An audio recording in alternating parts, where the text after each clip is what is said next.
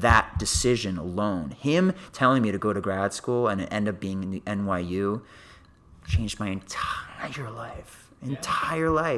Because, like, yeah, the school, but New York. I'm in New York. Hey everyone, and welcome to the Silicon Alley Podcast. I am your host, William Glass. On the Silicon Alley Podcast, we talk about entrepreneurship as the journeys are unfolding and what the day-to-day is really like as an entrepreneur. And on today's episode that is titled, That Decision Changed My Entire Life, we have Brett Miller, who is a singer-songwriter based in New York City, who has been building his brand, his career, and his business in the music industry. And I'm really excited to sit down with Brett. We have a very wide-ranging conversation that goes really in-depth into the music industry, his mindset, and his philosophy about business, money, and life in general. So I know that you're really going to enjoy this conversation that I have with Brett Miller, BrettMiller. You can find him on the socials, Brett Miller Live, and his website is brettmillerofficial.com. The other thing is that Brett has been gracious enough to allow us to use his song Million Voices as the theme music to this podcast. So I hope that you enjoy my conversation with Brett Miller. You got no time to waste, but still you hesitate. Caught in a circle saying, I'll never leave this place. Some words got you searching for the bright side over and over until you're looking on the inside. One life, there's a feeling that you can't find. Holding a hope and only keep you on the outside. Hey everyone, I'm here with Brett Miller, whose song Million Voices you just heard, and excited to hear more about his entrepreneurial endeavors. Well, let's jump into it. So I guess to start us off, tell us a little bit about yourself, who you are, quick high-level overview, and give us the essence of Brett Miller. Man, that's tough to do in like a little sit down, but I'll give it a shot. Because I guess I'll have elevator pitch, right? The elevator pitch. Well, it's Brett with two T's, Miller. Two L's, too. Two L's and Miller, not Myler. And I am a singer-songwriter. I've been singing my entire life, and I've been songwriting kind of since, taking it seriously since college, which is what you and I both attended in Rollins College from my home state of Florida, and at least our mutual ground there at Rollins. And studying music, studying vocal performance, mainly a singer first before I really took more attention after moving up to New York, New Jersey, and following through on the whole artist career of writing and recording and putting out my own material and following through on kind of the dream that I've always had. And but at the same time, realizing the dream takes the work, and it's operating a business. It's the whole mentality. Everything that applies to anyone's doing a startup company or doing a thing. It's the same thing as it's the same kind of mentality as coming up with artists, with being an artist or being a musician. You got to find ways to make money. You got to find ways to expose yourself and get recognition and find new customers, find new fans, reach out to new people, leverage the resources of the internet and word of mouth and the city you live in and traveling to other cities and countries and just getting the word out. And it's an adventure. Awesome. And I'm very happy that I can do it with music. And although I've been singing and songwriting for a while, I really feel like the beginning of this whole journey only happened a couple years ago when I released my first EP called Something Beautiful. Really the first single of that, also called Something Beautiful, was really the beginning of this whole escapade, this whole journey. And putting myself out there and always trying to do more. And really, I say that because ever since then, it's been the focus. I haven't really steered off of it. It's like I feel like that's awesome. Yeah. Thankfully, I got that production out, and once I did, I'm like, I gotta do more, and I gotta. And so tell me a little bit about that. Like, so you said only a few years ago, and you started taking singing seriously, but you've been singing your whole life. So what was that evolution like in the early days, and what was that? Maybe it's not a moment, but series of moments definitely that led series you to of that. Moment. My good parents, really. I thank my parents a lot for for seeing that potential in me and just being really supportive, even against practicality sometimes. I see how that it can have a positive and negative depending on the situation. Absolutely. And thankfully, with my mother being a singer in the past, she was a professional singer. Nothing crazy, but toured with a band in the sense of providing entertainment and singing 6 nights in a week when in her apex in Ohio, where I was born and where she was born and all that. And my father, who's really more of a businessman, he's in scrap metal and all that, but he gave me the type of outlook about just kind of operating a business, and it just so happens to be your product of music, but you're a business. Like, you have to have the right sound kind of thing. And literally, it felt very polar. I got polar influences. I got such a creative, emotional, follow through on all of that, and I got a little bit more of like a practical logistic, but in any case, it was all a proponent to help me flourish. And my father got me my first gig when I was 15, back in 2009, before this is in early high school, like sophomore year, and it was just like some local coffee shop, in South Florida. There was a dock, so some people would boat in, and it was just like a thing. But I did, it was Brett Miller live 2 to 5, and it was.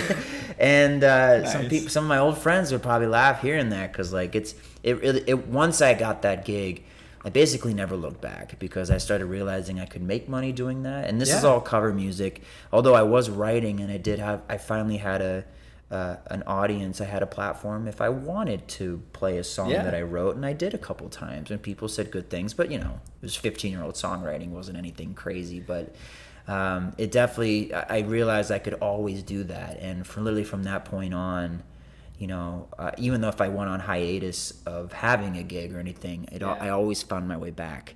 And I only went on hiatus because I moved cities. Like when I moved out of South Florida and into Orlando because of college starting, I didn't get a gig immediately. But eventually, that strip in front of Rollins on Park Avenue, there were plenty of I found opportunities. And same thing when I moved to New York. It wasn't right away, but eventually I was ready, because I've been doing this for a while. So now I've been gigging, providing entertainment for 10 to 12 years now. 2009, so 10 years now. Wow. And it's been a vehicle. It's definitely a means of playing music for a living. So I thank my parents a lot for creating that ecosystem for me to flourish in. And I got support that I needed from also friends, and joining choir and even theater in high school, all kind of helped get you. Oh yeah. And then both my parents saying that, agreeing that I should study music in school. Okay, that's awesome. And just getting the right opportunities. But that doesn't mean it's always been it was accelerated, but there's definitely been points about, do I want to do that? And I still had moments in high school and in college where I'm do music, but think maybe you want to also do, we had the 3-2 program in Rollins. I was in that for a year. The 3-2 was you study your bachelor's for 3 years, but then you transition eventually into the MBA program of Rollins. And I was on that course before ultimately deciding to just do music 4 years. But even in high school, the IB program, always thinking about practicality, but eventually the interest itself took over. And you mentioned that first gig, you realized, hey, I could get paid for it. Just out of curiosity, how much did you get paid for that first gig when you were 15? I think it was between $30 and $45 for 3 hours of music, but I got tipped a lot. There you go. And it was that one coffee shop. Also, the owner of that had a restaurant across the railroad tracks, which was right there. It was less than 200 feet away. And they invited me to do Saturdays there. And I'm a sophomore in high school when expenses are low. It was the transition between sophomore and junior year, so I was just getting my license. Okay. And all I really had to pay for was gas and food. But I remember like when I had the two of them in the weekend, I'd come, because like the Stern House, the Saturday gig would pay me like $60, $60 to $80, Okay. and I'd still make tips. I'd still come back with like $150 to $200 in a weekend. That's awesome. With low expenses. Like I was making mad money. Yeah, are you kidding me? As a I high was school making kid, mad playing money. music, living your dream. And of course I'm like, that's yeah, awesome, dude. and I'm showboating. I'm able to tell people in school like, hey, I have a show if you want to come to me. And a lot of people did come and chill out. And I remember like the name of the coffee shop was called Maratica's Coffee Cafe. It's no longer there. The place is there, but it's now something completely different. But they had really good like green apple smoothies and stuff like that. And I remember the girl Sheila was really great behind the bar. She's the one who helped me get the gig. But you know, I know my dad was the proponent of that. Like my dad's like, hey, I got like came home one day, I got you a gig. That's awesome. Because he, you know, thankfully he felt inspired to do that, and I really thank that. But because in those years, it's hard to do it for yourself. You really need the direction from your parents, and I guess my dad really pushed. He really has always been a good proponent of that, whether he knows what to do or not. But you know, helping you try to figure it out, whatever it is. In the community, that was great. He always puts in a good word. So yeah. Tell me about that transition, because you said college, you studied it, started focusing on it, and then 3 or 4 years ago, you really got into it and launched it. So what was that transition like in moving into this, saying, this is what I want to do and this is where I want to spend my energy and time? That transition, yeah. Well, the difference really is that like, although I was performing at that time, it really was about the cover music, and like I wasn't really expressing myself as an artist at that point. I was Brett Miller as a singer and a performer, but if you really like tune into it, you'll see that they're kind of different facets. Yeah. Basically the separation of cover music and entertainment and original music and your artist career, and like the whole artistry that you're putting together. The look, the sound, the video production, all of that, which I wasn't getting into yet because it was too much. All I was really focused on was kind of making money. And booking gigs and having regular paying gigs, because that I didn't need to work any other place. I didn't need to work in like a Starbucks or anything else, because I could just do that and still get my expenses paid, spending money, I guess I always knew I wanted to do an artist career, but I didn't really focus on my songwriting until I took a class that was petitioned in from the students on a sheet of like 15 people at Rollins, say, hey, we want a songwriting class. And they're like, okay. And they brought in the guy. His name is Dan Flick. And my first year of taking that was sophomore year of college. We installed a class of songwriting, which was like 8 kids or something like that. But it made me get closer with the instructor, Dan, who eventually would become a mentor of mine throughout the rest of my college career. And after sharing music and doing the assignments in the class, I did express that I did want to take this further. And he saw that interest in me, and he kind of held me more accountable to do more writing. And to eventually, in junior to senior year, he helped me create my first collection of songs, like my first album. Although it's not my commercial release. It was the album. And the whole thing is he'd help me do that if I submit that to grad schools. And I had no intentions of going to grad school. And he sat both my father and I down and said, I want Brett to go to grad school. And we're like, what? Totally not in the plan. But I kept to my word after that whole thing. And of course, I enjoyed the fact that I had an album in college, and I had a whole release party, and I was able to do something commercially in Orlando. But the ultimate was that after sending it to NYU, they accepted me into their songwriting program, which was their songwriting master's program, which was pretty new. And that was really my ticket to New York City. And that was the reason why I came here. And of course, knowing that I'm going to New York City and all that, looks like this is happening. Looks like I'm going to have a shot, to at least try. That was from 2014 to 16. So just a 2-year program, went really quick. Yeah. But then, everything kind of gradually happened. I met the other students that I wanted to work with, the collaborations of student to student. We created my actual what I call official commercial release of the Something Beautiful EP. And upon graduating, I was kind of off. And at the same time, after moving into New York, and of course it's expensive, and thankfully I had a little bit of help from my parents in the beginning, but I still needed spending cash. And I knew I wanted to find performances, but I didn't like really go after it because I didn't want to do anything too brash. Like, I had an opportunity to maybe do like these late night piano bars in New York City, but that would have been like from 9 p.m. to 3 a.m. and I'm taking masters, like I'm doing a school, so it just did not feel right. I said no, and I held off, and I actually started bartending. You know, I started because I do have some experience in restaurant industry throughout all those years, and the magic of New York City is that 5 months into doing it, it feels like it's time to go. Yeah. And I end up meeting a performer at a restaurant that I was able to, with the help of a friend of mine, a dear friend of mine, to say that I could, if you're looking for performers, I can be available. And sure enough, it was, and I'm still playing at that same place, making a good wage in order to keep this dream alive. And that, you know, by the way, that's Mastro's Steakhouse in case anyone wants to come. Shout out, yeah.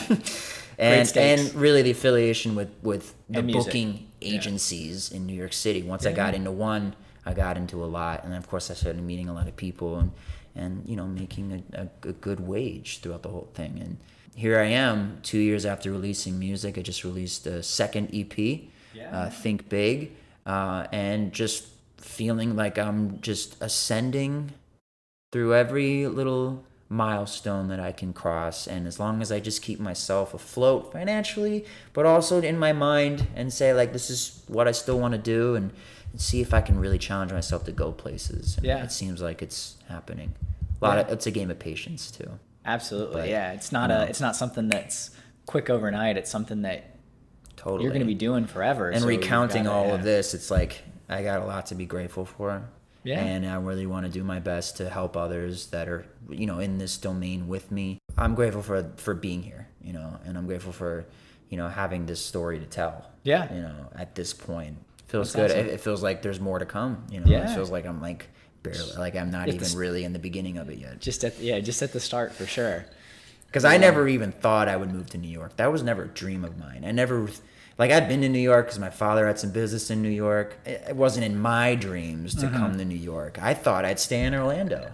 Yeah. I really did. I thought I was just naive. I realized I was just so naive, and that's what I'm really grateful for, is that I had influences on the outside that helped me that I would have never seen on my own. Yeah. Like, whether it's my dad getting the gig, whether it's Dan Flick at Rollins helping me create the album and pushing me to grad school, which, I mean, ultimately, that decision alone, him telling me to go to grad school and it end up being in the NYU, changed my entire life.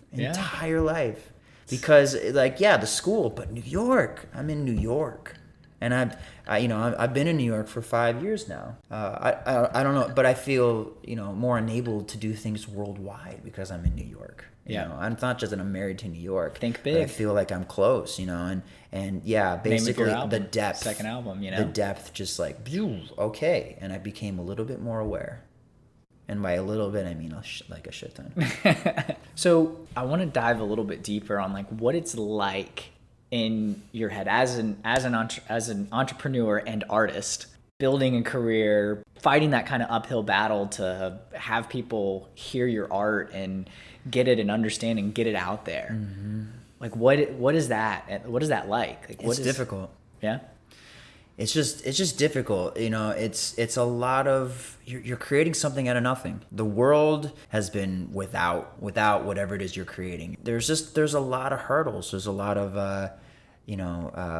I don't want to even focus on competitiveness before I get to other things which are more important. Kind of your motive, your reason, your kind of your angst. Like I feel like I have to. It's a means of self-expression, especially if I go, you know, I want to go deeper into just life's functions. And like I wouldn't say, like meanings, yes, but it's more like, what do I want? What do I want to do, and what I want to say, and how do I want to perform, and just kind of taking myself to more heights, to better, to see how far I can go. And as you know, that's the mental, that like, as long as I have that framework and that structure, I can go through the trudges, you know, I can, or the trenches more so, like, and not to say it's like so difficult, but like, you know, there's a lot that it's only you that that is fighting for it. It's only you, and some, you know, you do end up meeting people along the way, but And you have the support systems, it sounds like, too, like yeah, family, but family, fans that come along the way. That's all like, really very valuable. But before any of that, it's just me. It's really just me, and I guess that's only to say because I'm a solo artist and I'm not like a part of I have a band, but I kind of formed the band around my original music. And not to say I'm not opposed to anything. I just Sure.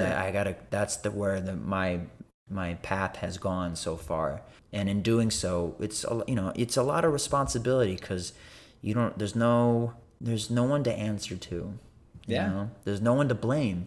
yeah. When things go wrong, there's no one to blame but yourself. I mean, I can't help but think about Mr. Gary Vee when it comes to anything that happens in his company. It's his fault. You know, and an employee goes wrong, it's his fault. And you know what? He's right. He's totally right, because there's a lot of power in that when you take full responsibility, but it also gets heavy. It's hard to deal with. It's easy to be like, forget about it. But that's where I come back to that framework, and like, what are you doing it for? Well, I'm doing it because I want to, and I can't see myself doing anything else, and I don't want to do anything else. And I really want my music, really especially, to be a vehicle to get into other things. Yeah. You know, like, you know, collaborations. I mean, this podcast is great. Like, I feel like I'm coming in with who I am right Absolutely. now, you know, and where this goes is where it's going to go. But I feel like I have a pretty good framework for myself to enter into doing something like this. Yeah. I never saw this.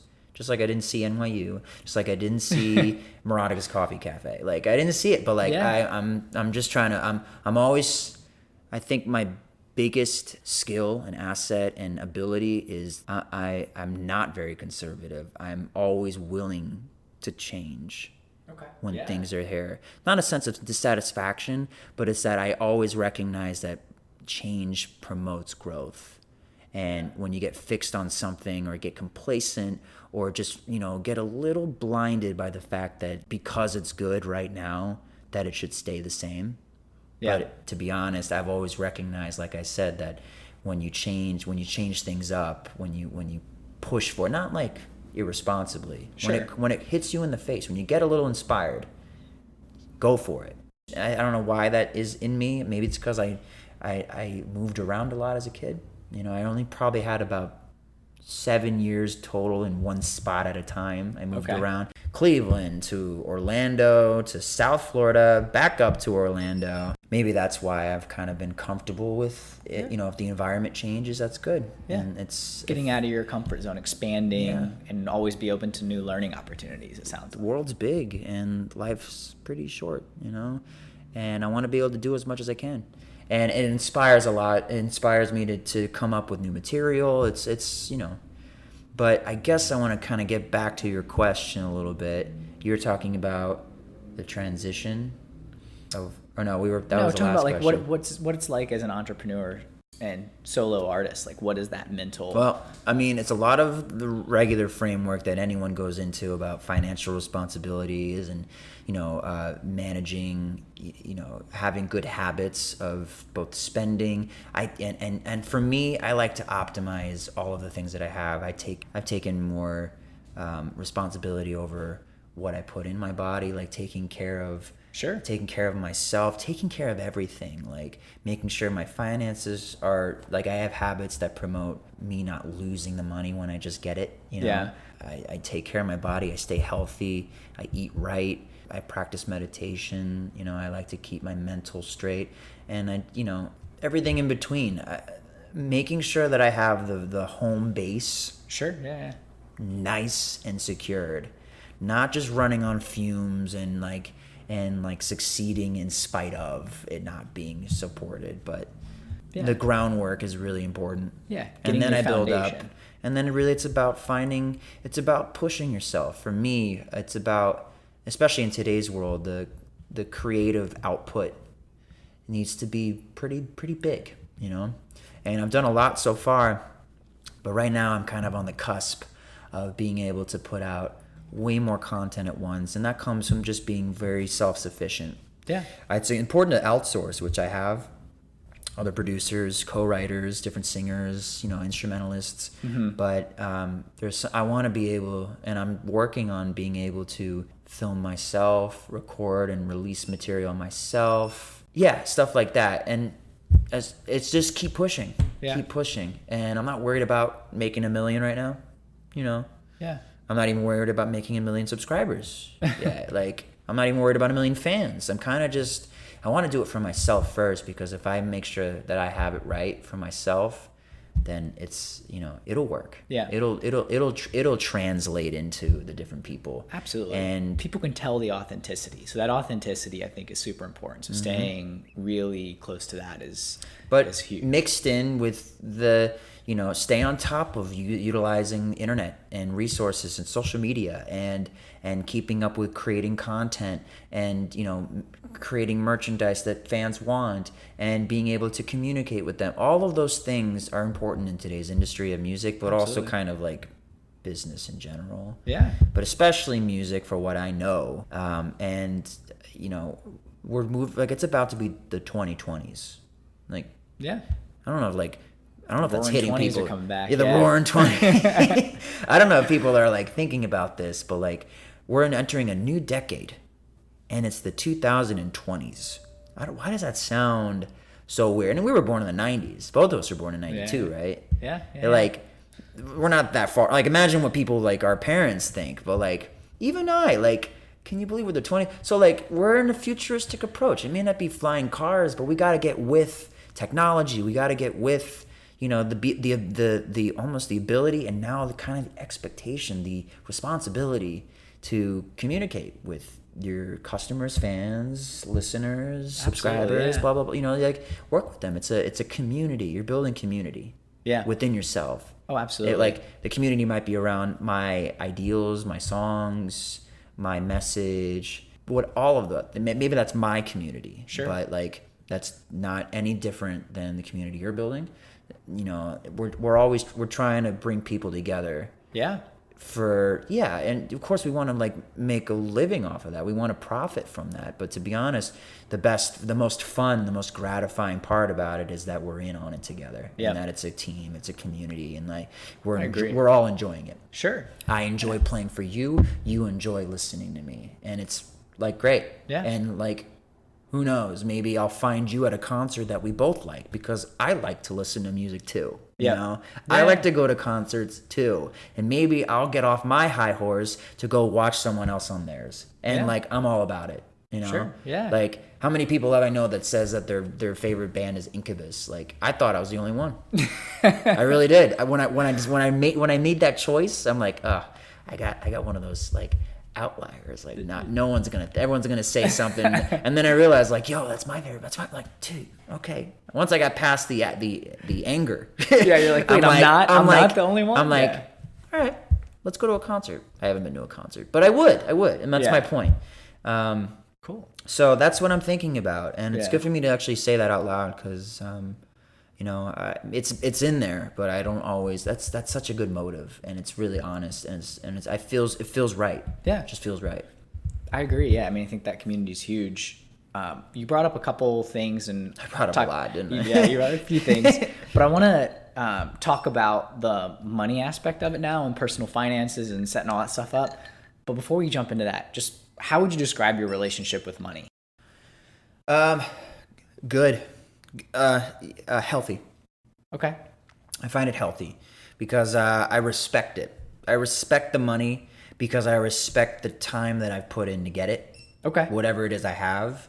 And I respect that I want, I respect the power it can give me in the sense of security and the ability to maybe, with my job, I play music, and thankfully I make good wage, but I also have a lot of spare time, and I value that, and I respect that money allows me to be okay with maybe getting one gig that pays me just a couple hundred in a week, or like that's it, or maybe to go away for like 10 days like I just did to the Northwest, and it's okay if I didn't have any income or if I didn't get a gig during that time. Yeah. Like financial security is important, but it's really a bottom tier. It's a tier that needs to be crossed. Yeah. It's kind of like the chakra lineup, right? Survival is the bottom. Yeah, survival's the bottom. Maslow's hierarchy. Yeah, man, it's all the same, right? And it's important. I respect that I need to have that grounded and secure. So I do what I can. I made a lot of good investments as far as for my future. I save, and I don't have bad spending habits. And I recognize that there's a lot of fortune and a lot of luck that comes in because like my dad did well in his career and all that, and the place we're living in now was a great investment on his money, and like he owns the house, I own everything in the house, but like it's comfortable and it's respect to my art to continue making. And it's like it's all every purchase, it seems, as I've taken music seriously, every purchase is to help me get more, is to help me push more. But it's just money. Yeah. And it is, like I said, tool, bottom tier. And at the top is spiritual enlightenment. And that's really what it is. That's really where I'm going with it. But money's important. Money's the bottom tier. Money's the importance in this micro. But it's a micro because there's a macro. Absolutely. And I think that's something that we just miss out on a lot of times, at least in American culture, is that aspect that there's some people that absolutely worship money and for the wrong reasons. And there's some people that really understand and see it as a tool. And sometimes you see the right habits, right? It sounds like you got that from your dad and growing up and instilled with that. And my mom.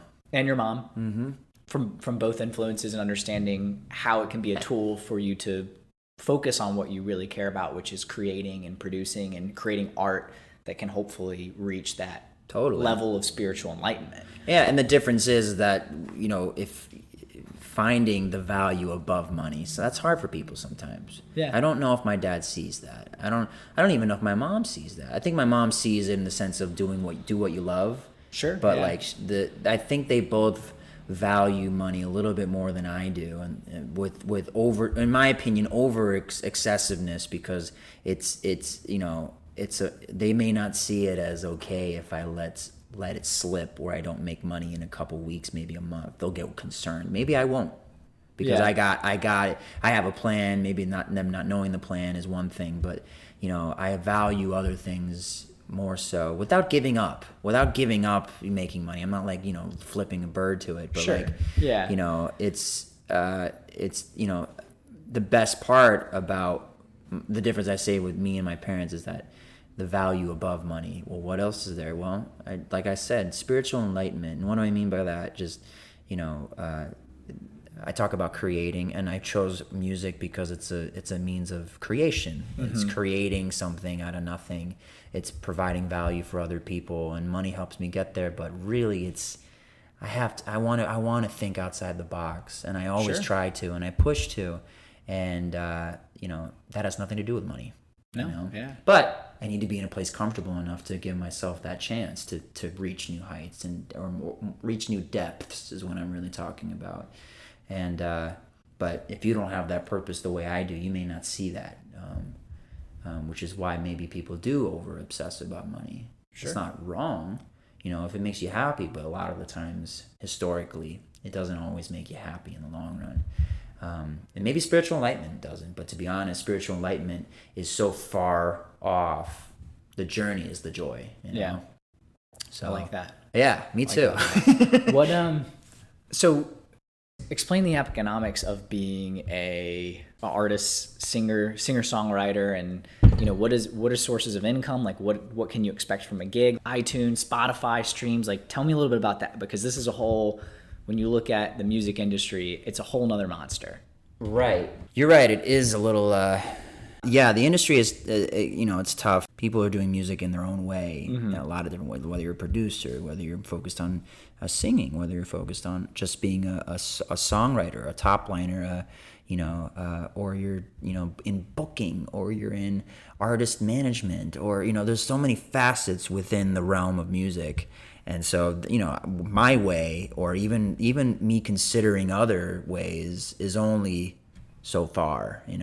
A lot of what I know is based on the people around me and the people that are part of my life, like my bandmates and my co-writers and producers, and the people that have taken interest in managing my career and helping me with that. It's booking and all. Like, I have those people. I have people in all those fields, and how they find money is, it's a learning experience even for me to realize. Yeah. Like,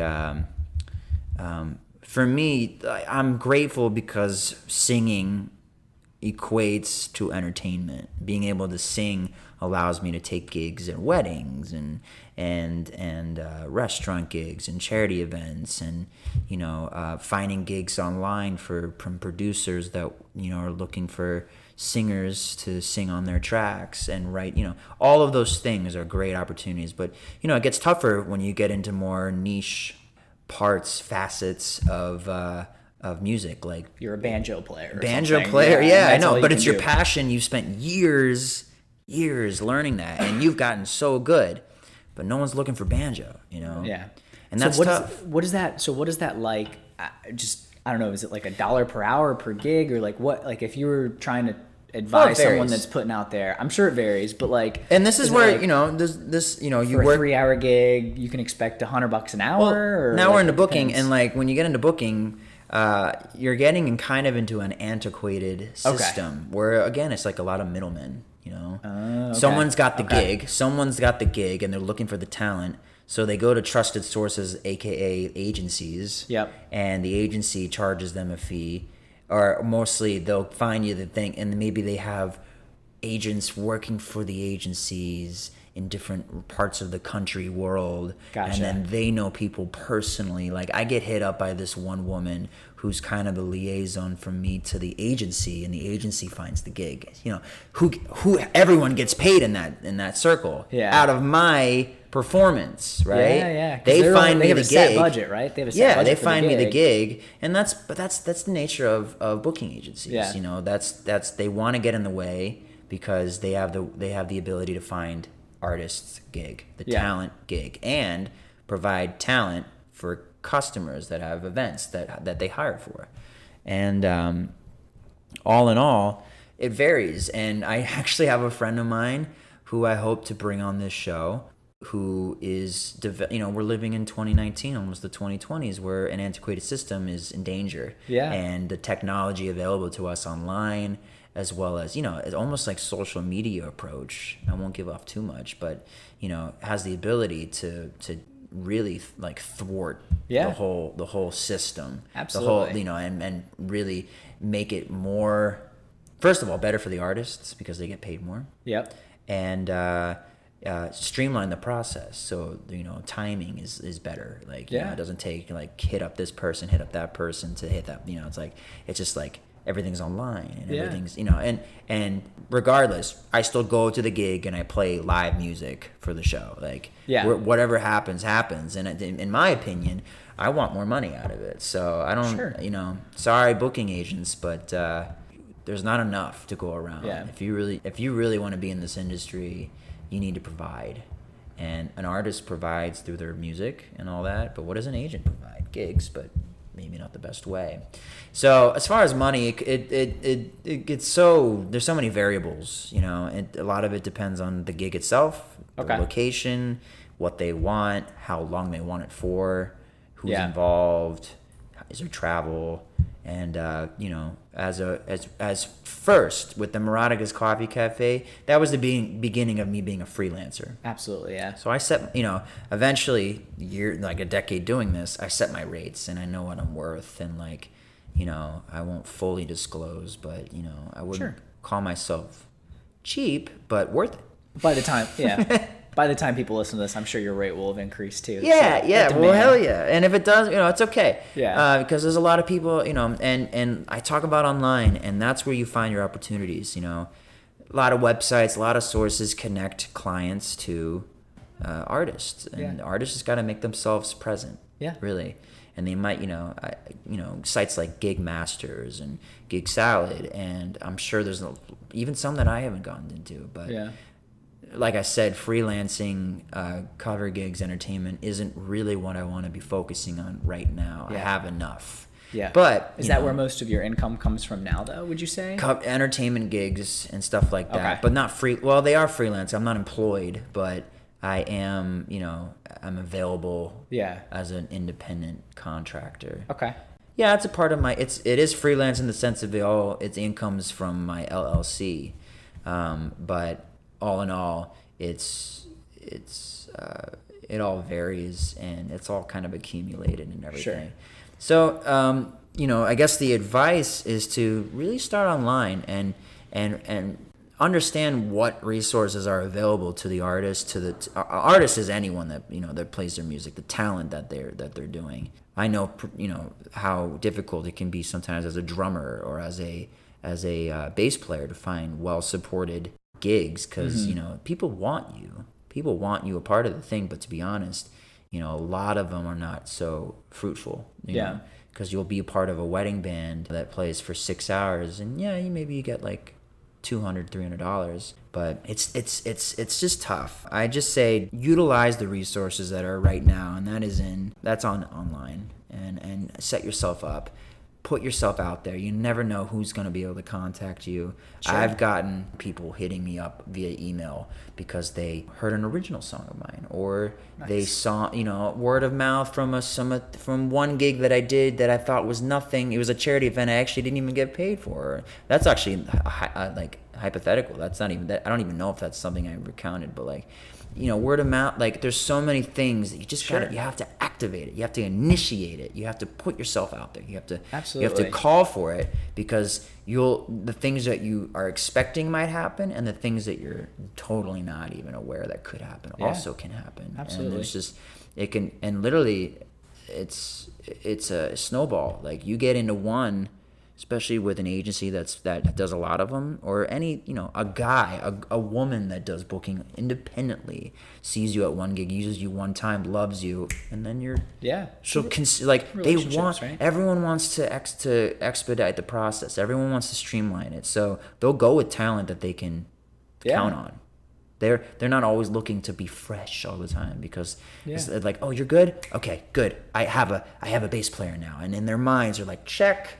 And they'll do everything they can to not have to worry about getting another bass player. You're just like, you're the guy, you know? And like, you gotta, it takes work to get there. But once you're in, you roll.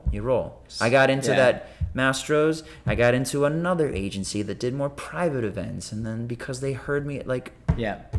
So Ben Folds from Ben Folds 5 was on, I think it was an NPR Marketplace podcast, something like that. That was his quote, was, what's the difference between a professional musician and an amateur musician? Amateur may be more talented, but a professional musician can show up and play at 8 o'clock on a Wednesday when you need them to. Yep. And, being able to have that consistency when you build those relationships with Mastros, for example, like they know that you're good, you're quality, and you're going to be there. Yeah. And you're going to put and on that a you're great pleasant, show. You're happy to be there. Absolutely. You're grateful to be there. A lot of people have come and gone because they've showed signs that they don't enjoy it, and that they're actually not being a good face for the brand that they are, that Mastro's is. And other gigs are like that too. Agencies, like, I'm part of an agency that if you mess up once, you're basically done. And mess up is really like unprofessional. Yeah. Like, it's not that you hit wrong notes. It's not that you went flat. It's that you didn't show up. It's that you weren't professional. You drank too much at the gig when you were disrespectful to guests. Like all that. That's really the hard to work with component is really the most essential, because I know musicians. I know musicians that are a part of all agencies and all that. Not to judge the whole thing, I just know more talented artists. I know more talented musicians. But because that one person is just easier to work with, they'll get the gig and they'll get paid. Yeah. And they'll, because talent is subjective.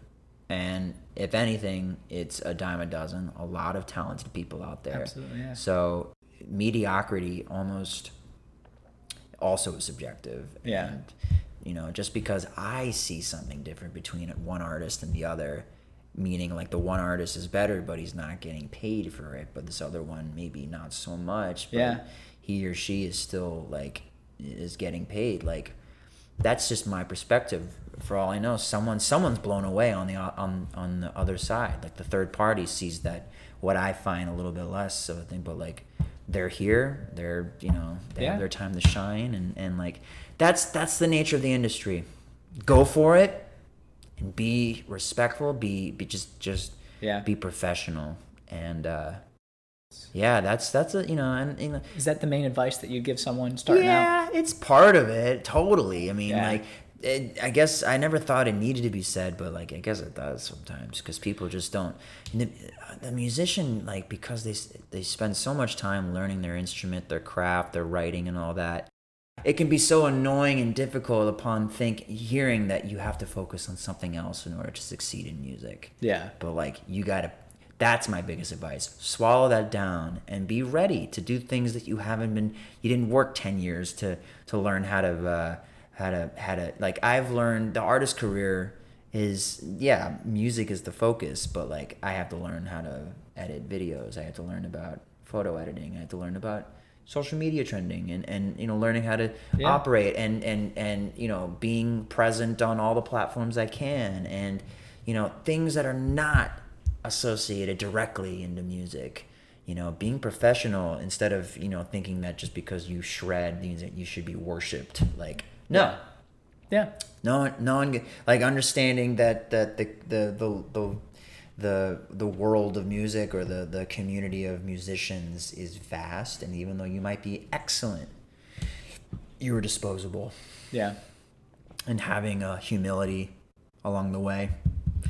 There's so many things that, of course, I'd give the advice to that I've just been seeing for myself, and also noticing what's right and wrong from observing others. And it seems like I have good relationships with the people I've been working with the last like 3 or 4 years, and I have to say that at being kind and being available, and maybe sometimes taking a hit for the team in the sense of like you weren't scheduled to play this show, and you already made plans with someone else. But emergency calls and you don't even want to go. But like sometimes you should.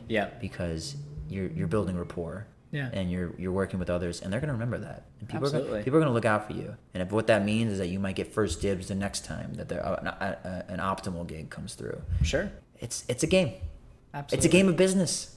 It's quid pro quo, right? Like it's like I scratch your back, you scratch mine, but it's also like be there and I'll be there for you. Like it doesn't matter what product you're doing. It doesn't business, and musicians don't swallow that down too well. They really don't. They really want this, like, it's probably because, like, everyone thinks of Rockstar. Like, the whole, that Motley Crue Netflix special came on, and everyone's like, that's what it should be, like, Rockstar.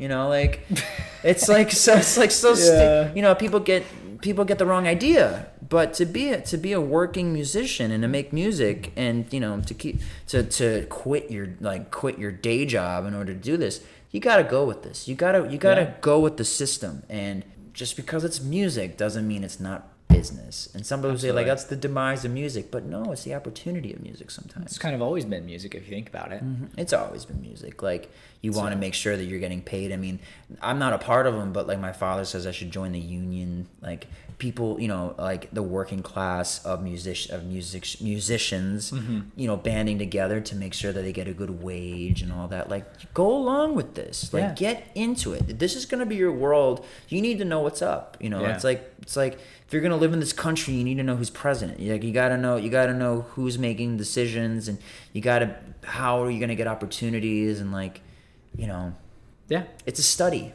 Absolutely. It's a study. It's an ecosystem. It's a thing you study. It's your life. It's your industry. It's your field. Absolutely. It's the whole thing. So I went a little bit out of order here. Whatever. I didn't even know there was an order. But future Brett, dreams, goals, aspirations. What does that look like? What are you driving towards? Cool. Yeah, that's a good way to look. So, like I said earlier, I'm all excited about kind of what I'm calling in my brain, because I've already put out I've put out about 2 EPs and another single. So I put out a good chunk of music, but I feel like I'm about to level up. Yeah. I feel like I said, my creative output, I want to be able to be self-sufficient in this music, and all my music so far has been in collaboration, and I haven't really released a song that I've put out, and it's going to take me more time. I'm actually really in more of the learning phase right now. Okay. I'm learning my production skills, which I've been producing for a while, but I never really put out my own music. I've always outsourced to get a quality that I haven't been able to reach, and I might not reach that so soon, like even next year, like, but I want to be forgiving, and I think there's so many other ways I can use my skill sets of producing to create more content. I can do video work. I can do covers. I can do podcasting. I can do, I can absolutely. do all of that if I understand. So my creative output is about to really take a level up. Okay. And I think I know that will be I'll hit a whole new peak. Yeah. And, I call it levels because it is an ascension, and it feels like I had, in order to get to this point today, right now, in order to get to this, I had to climb a mountain. I had to release music. I had to see what that was like. I had to go through understanding how to market myself and reaching out to, bloggers and playlisters and like all of the things, everything that an artist, but now I really feel it's all about my output. It's all about how can I keep relevant, but also creative output. I want to be able to speak to my audience more routinely, more frequently, more structurally. And so I'm in this phase. I'm in a learning phase, but I'm also in I'm in development. What I'm trying to do is pull back my slingshot. Yeah. And I guess you can say I did that before, but I feel like I put a new installment on the slingshot that gives me like a couple extra feet. Yeah. So it's really gonna go upgraded, far. yeah. And I'm excited about it. Like it's a lot of work. I am too. And I'm excited. Yeah, and I appreciate that. And it's a lot of work, and I had to muster up a lot of that motive. Yeah. And like I said, it was the mountain. It's really true that every moment you've ever had has led up to this moment right now. Yeah. And even things that you didn't even know, like I've purchased things that I didn't know how I was going to use it until months, years, when it became exactly what I needed for this new thing I was about to get into. Sure. And like, you don't even know that you're setting yourself up for it. So 2 years in, essentially a little bit over, like everything is led up to me finally seeing that I have the time, the opportunity, the resources. And I say resources, time, and all that, understanding financial security, as well as a mental and a motive. Everything is like right here, and the opportunity is like, okay. I wrote a song called Now or Never, and it really feels like it's now or never. Like, it's like it wasn't then, and it's probably not going to be later. Is right now. Yeah. And I'm excited about it. And I'm at the same time, it's about staying patient. It's about not judging myself through the process and being consistent and having humility and doing what I can. And I have no idea where it's going to go, and I'm not even worried about where it's going to go. I'm just focused on my goals and the milestones I want to reach through this learning process, and let the rest come. So that's awesome. That's really exciting. And I know I've told you this before, but always knew you were a great singer. Like, we've known each other since college, and like, thank you. That was always evident. That was never in question. And going and actually seeing you live outside of college and performing in front of an audience at a gig, you're a damn good entertainer too. Thank you. And I think that goes a long way. And I think it developed, right? And I didn't get to see that before, but I just know that you're going to do great things, and big things already are, and that going to continue to keep grinding and learning. And so I'm super excited about that. I'm grateful for that comment. I'm grateful for like the moment being now, not never, and I'm grateful for all the moments that led up to this. Like, there's something happening beyond me that I'm not fully present to. And if I became more present, almost relying that something outside will help me, not like give up what I'm doing now, but like knowing, kind of trusting the process, like trusting that like I don't need to have all the answers, because my energy will pull things to me, pull the people to me, I didn't know I was going to be in New York, but there was something in me that resonated to get myself here, whether I knew it or not. Conscious thinking is only 5% of our brain. Subconscious thinking is 95% of our thing. Everything that we are, everything that we're thinking about, everything that we're holding on to in an idea, it's only right here in our prefrontal cortex, 5% of our brain. Everything else is just this playback recording system of our subconscious, and that is all dictated about the energy and the mindset and the underlying like beliefs that we have. And I guess there's something positive in there. I'm humbled thinking that like my idea, like I know where I want to go, but I'm not in control. I'm not in full control of where I go, but control is not what I'm searching for. It's just about comfort, and it's okay to not have control because I trust the people that I'm with. I'm trusting that I'm going to put myself in an environment with the right people in the right city, thinking the right idea. That's not me. That's coming outside into me. And that is something that I hold true. Staying positive, staying optimistic, feeling good, but collaborating and literally conversing and expressing with another person, other people, like it's really the most valuable thing. It's so encouraging. And it was not the comment, it was the fact that we're doing this. Absolutely. Right? Yeah. It's the fact that we're doing this right now. Love it. I agree. Love it. I agree. So, a few questions. First one is, what's the best investment you've ever made? Well, I just opened up a Roth IRA, and I feel really strong about that.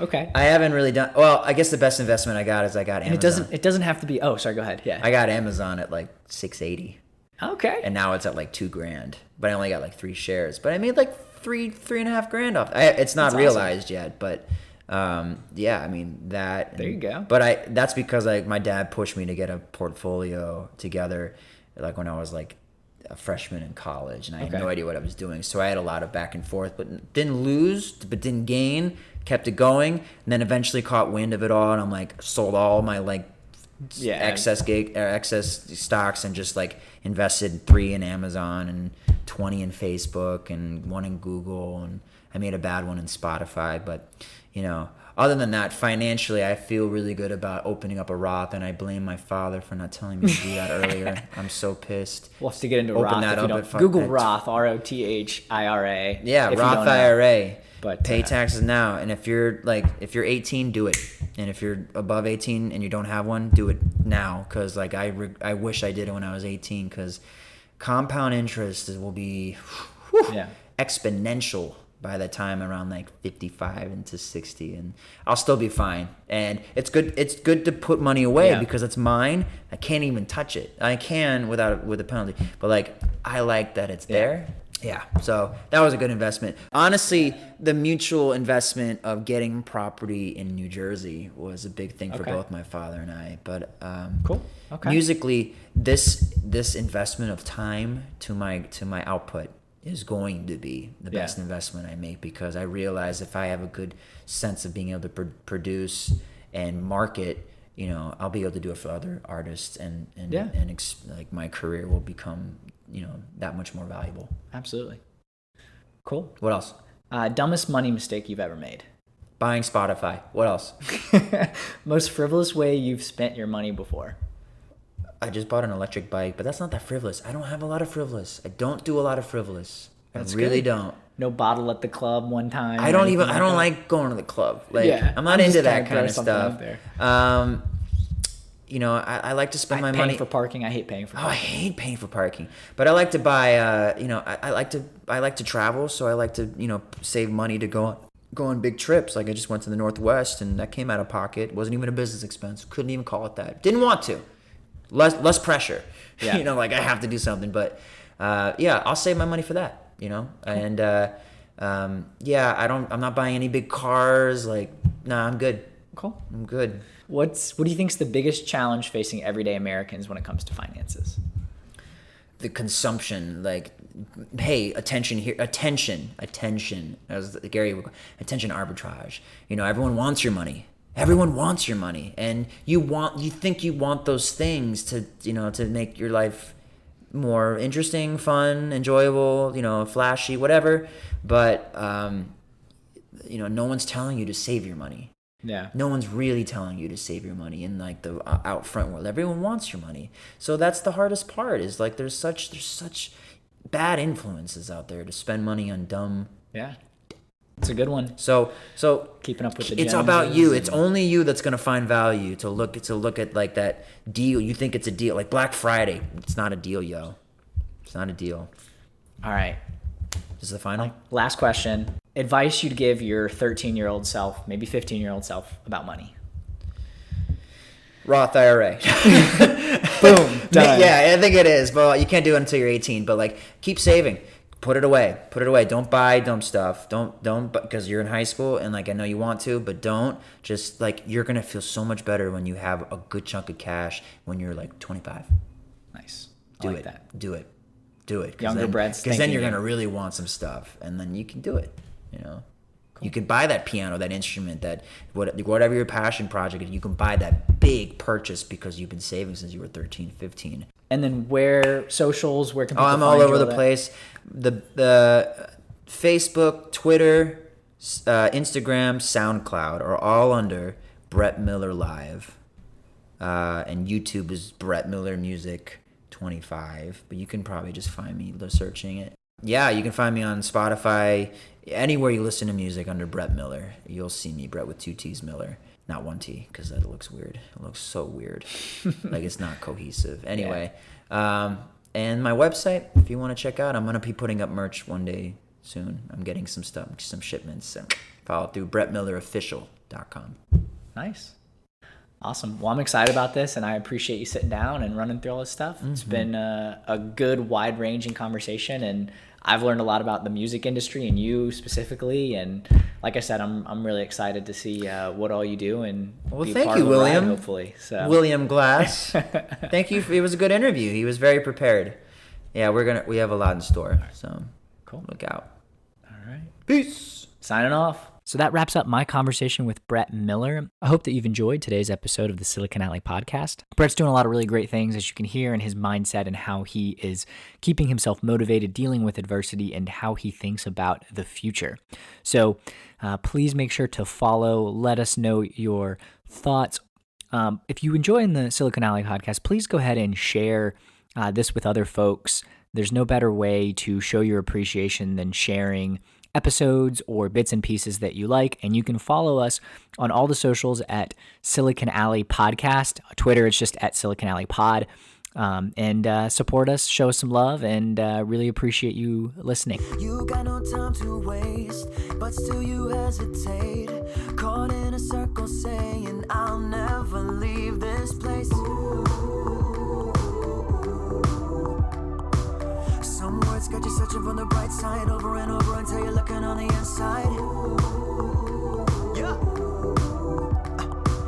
One life, there's a feeling that you can't find. Holding a hope and it'll only keep you on the outside.